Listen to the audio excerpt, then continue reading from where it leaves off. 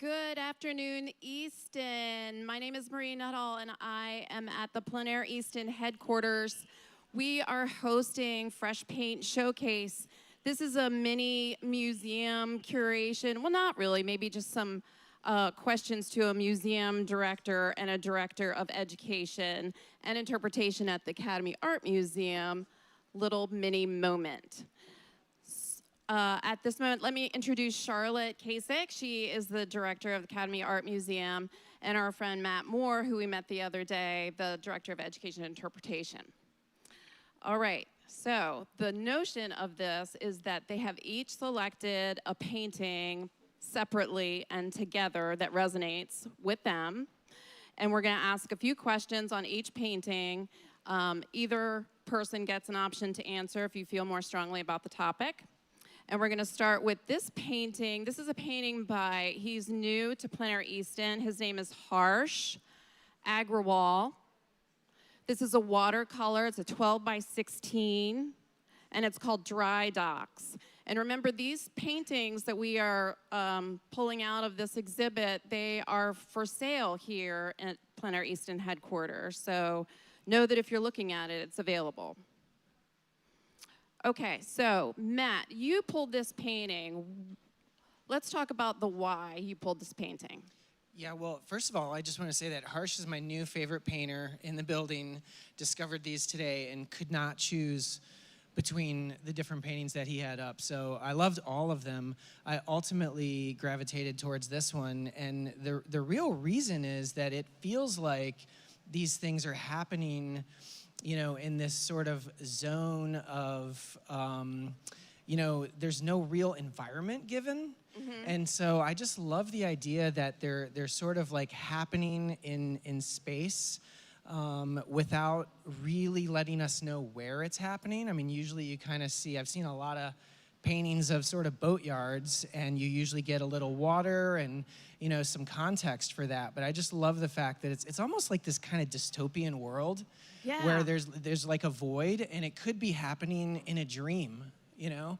And so that was the thing that was really striking to me about this work. But to be clear, I love all of Harsh's work. I think these are really cool watercolors, and love the color palette of it. Love how this guy little kind of pops out with a little bit of turquoise right there. And I love the depth of the image too. It does feel photographic in a sense, in the sense that like you kind of have this like slightly shallow depth of field where things start to get a little out of focus in the distance. So I love this piece. Yeah, it's great. Beautiful. Thank you. Let me ask, either one of you can answer. So what, if you look at this painting, this watercolor, what story or moment do you think that the artist is trying to capture with this, maybe even this dystopian kind of mysterious environment? I got a weird idea. Let's hear it. Okay. I feel like it's a lunar landscape, and they're like building for the next voyage. Yeah. I mean, because truly it feels like craters through here. And I just want this to be like a moonship that's going to fly off into the off into the sky. I love it. I love it. And see, that's the cool thing about this painting is it can be anything because it doesn't provide that context for you, so you get to fill in the blanks on your own. It could be lunar. It could be in the desert. It could be in the desert. Yep, building boats. Yeah, that could be a Mad Max situation. Exactly. Here. Yeah, building boats in the desert. I love that idea. Little Burning Man references. Yeah. Well, because desert floors were really oceans once, right? Mm-hmm. That's right. Yep. That's right. So Salt Lake. Yep. Yeah. Beautiful. Either of you can answer. Are there elements of this piece or his technique that surprise you? I mean, there's one technique that I really love that colorists do, where they wet the page and then they just add a little bit of pigment and they let it just go anywhere, and it's this uncontrollable moment where they're not actually controlling the material anymore. They're actually just giving it an environment in which it's going to do whatever it wants to do. And there's a few really fun moments in there that almost catch out as clouds, but they're not. If you look really closely, that's not what's happening. So from a technical standpoint, I'm really impressed with how he's been able to incorporate these like moments of uncontrolled, sort of almost like chaos, but within such a controlled composition. Yes, yes. Yeah. Agreed. Beautiful. Okay, let's move on to our next selection. I'm going to give that to you. Thank you.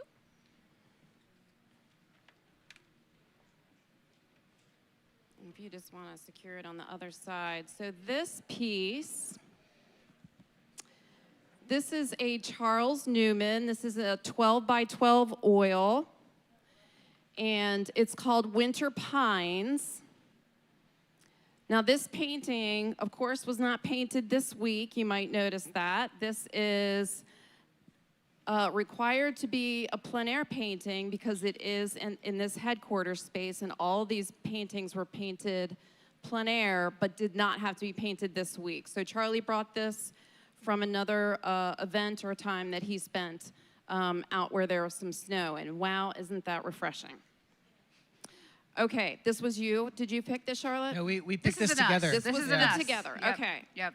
So together, why do you feel like this resonated with the both of you as you were selecting together? Because it's so hot out. Yeah, I think so. I think that's what it was. Yeah. We both were like, wait, is that snow? And then we're like, well, maybe we didn't read the title, actually. So Yeah. this now we know it's definitely It snow. is snow. But Well, before we knew that, there was a suspension Yeah. of disbelief where we're like, is it tricking us? Is it something else? Yeah, well, I think I'm stuck in the dystopian world because of the last painting. And so I immediately thought, is it ash? You know, and because there's not a lot of green there. But no, it's definitely snow, and it's very hot out. And so I think that is probably what resonated the most. Beautiful. Tell me if this piece reminded either of you of moments that you have captured or that you have taught about, and whether that is visually, emotionally, or thematically. Okay, so there's a topic that I have, as a class I've taught a few times, and it's about optics. Okay. Right? So as a glass artist myself, and really thinking about looking through a lens. And so we were talking about this earlier today. Making a kaleidoscope out of glass and then looking through it, and then it sort of fractures your reality a little bit. And so this space, capturing this space, there's some fragmentation that's happening here, and it is reminding me of a teaching moment in my history where I taught at Oxbow School of Craft, which is out in Michigan, right? Yes, Michigan. All right, I think it's Not sure. Michigan. And it's a really cool place, and we were, out in the middle of the woods, and so we just sent the students out to like capture moments, and there was some really interesting photographic moments that remind me of this. Beautiful. And what's interesting is it feels like a Michigan landscape to me. So for me, I connect with it sort of emotionally. It feels like a nostalgic moment for me. 'Cause I grew up in Michigan. So Yeah. maybe it feels a little like home. Yeah, a little bit. Yeah, definitely. It really could. Beautiful. One thing that I do want to point out about Charlie's work is he handcrafts all of his frames. So you will never see another frame like this, and I really love how it really enhances his painting in the most unique way. So if you are ever following Charles Newman, please spend some extra attention looking at his frames because they are very exceptional and handmade by him. I'm glad you said that because it's the first thing that caught my eye when you put it up. I noticed the frame, and I was like, "Oh wow, it's really interesting." I didn't see that at first, but here in this light, that Did you really notice stands how out. heavy it was and how I had to muscle through? No, you looked like you had it the whole time. All right, let's try our final piece. I'm gonna put the mic down because this is a floater.